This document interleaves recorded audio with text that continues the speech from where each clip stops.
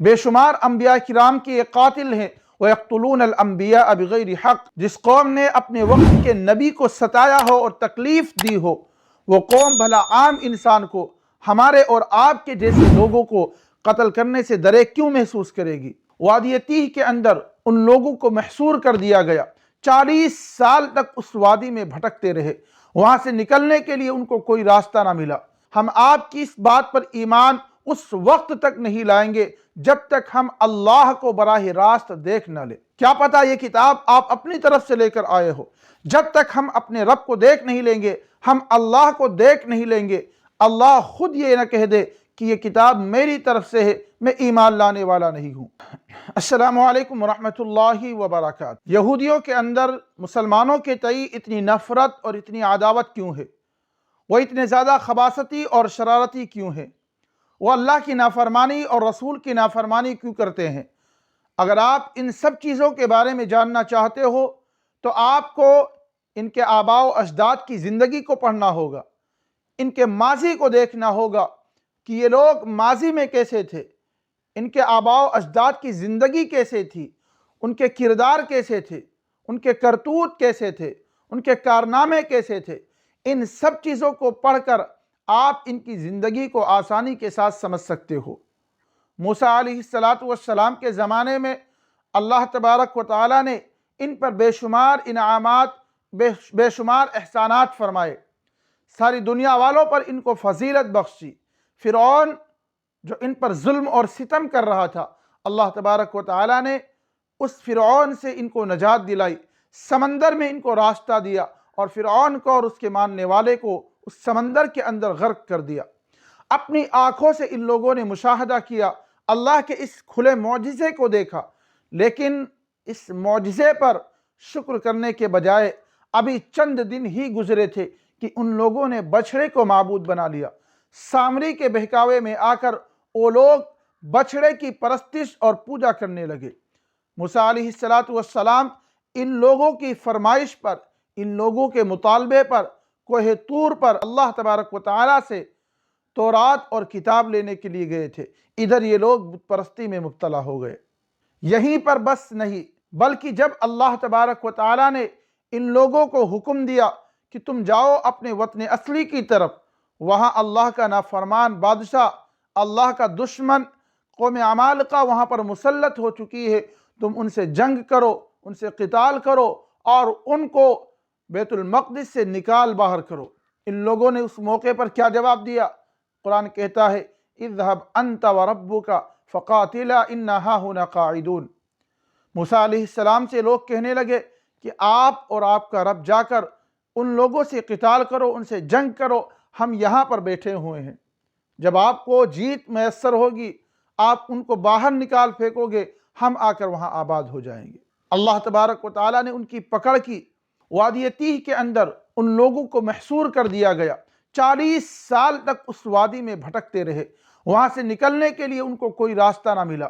اس میدان کے اندر بھی اللہ تبارک و تعالیٰ نے ان لوگوں پر بے شمار احسانات فرمائے۔ ان پر سایہ کرنے کے لیے اللہ نے بادل کو بھیج دیا، جنت سے اللہ تبارک و تعالیٰ نے من اور سلوہ کو اتار دیا، اور جب ان لوگوں نے پانی کا مطالبہ کیا، اللہ تبارک و تعالیٰ نے پتھر کے اندر 12 چشمے جاری کر دیے، لیکن وہاں بھی وہ نافرمانی کرتے رہے۔ لن نصبر علی طعام واحد، کہ اے موسیٰ ہم اس ایک کھانے پر گزارا نہیں کر سکتے، ہمیں دنیاوی کھانا چاہیے، ہمیں پیاز، لہسن، دال اور ترکاری وغیرہ چاہیے۔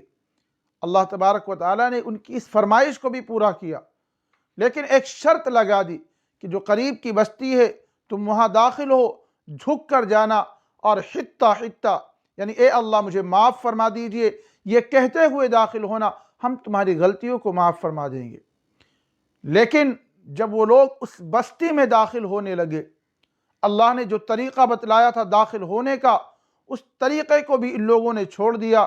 اللہ نے کہا تھا کہ حتہ حتہ کہہ کر داخل ہونا، اس لفظ کو بدل کر وہ لوگ حنطہ حنطہ کہنے لگے، یعنی ہمیں گیہوں چاہیے، گیہوں چاہیے۔ ہر موقع پر اللہ کی نافرمانی، ہر موڑ پر اللہ کے نبی کی نافرمانی۔ یہیں پر بس نہیں کیا، جب موسیٰ علیہ السلام کوہ طور پر تورات لینے کے لیے گئے اور واپس آئے تورات اپنی قوم کے حوالے کیا، یہودیوں کے حوالے کیا، اور یہ فرمایا کہ اس کتاب کے اندر اللہ تبارک و تعالیٰ نے جینے کا سلیقہ بتلایا ہے، کیا ہمیں کرنا ہے اور کیا نہیں کرنا ہے، ان تمام چیزوں کے بارے میں اللہ تبارک و تعالیٰ نے اس کتاب میں بیان کر دیا ہے۔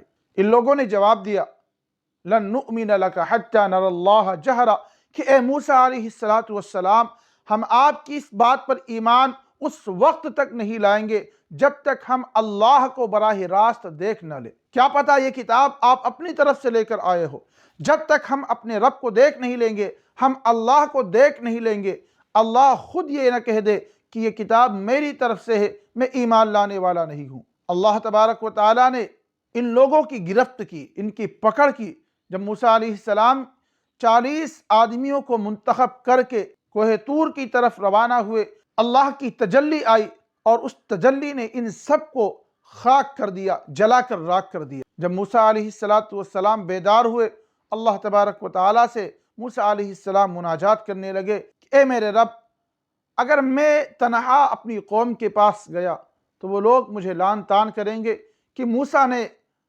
اپنی قوم کے 40 افراد کو پہاڑ پر لے جا کر ہلاک اور برباد کر دیا۔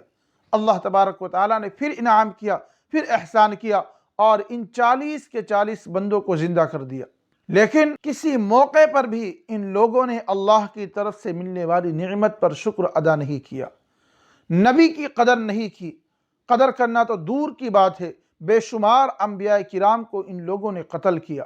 بے شمار انبیاء کرام کے یہ قاتل ہیں، وَيَقْتُلُونَ الْأَنْبِيَاءَ بِغَيْرِ حَقٍ۔ جس قوم نے اپنے وقت کے نبی کو قتل کر دیا ہو، جس قوم نے اپنے وقت کے نبی کو ستایا ہو اور تکلیف دی ہو، وہ قوم بھلا عام انسان کو، ہمارے اور آپ کے جیسے لوگوں کو قتل کرنے سے درے کیوں محسوس کرے گی؟ اس کو تکلیف کیوں ہوگی؟ جو قوم انبیاء کرام کو ستانے والی رہی ہو، وہ قوم عام انسان کو ستانے میں اور قتل کرنے میں کبھی بھی دریغ محسوس نہیں کرے گی۔